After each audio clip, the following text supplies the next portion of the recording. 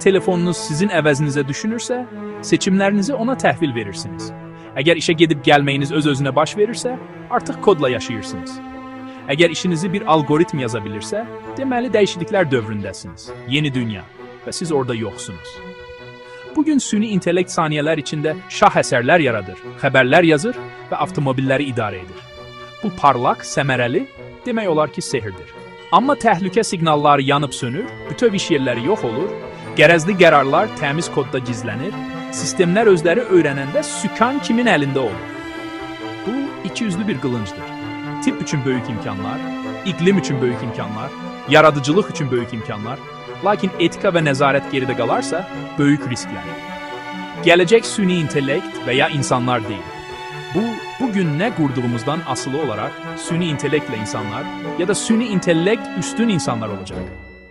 Bəs siz nə istəyirsiniz? Daha təhlükəsiz qaydalar, daha ağıllı dizayn, yoxsa tam sürətlə innovasiya? Aşağıda fikirlərinizi bildirin, mübahisə edin, narahat olun, ümid edin. Bu söhbət növbəti 10 illiyi müəyyən edəcək.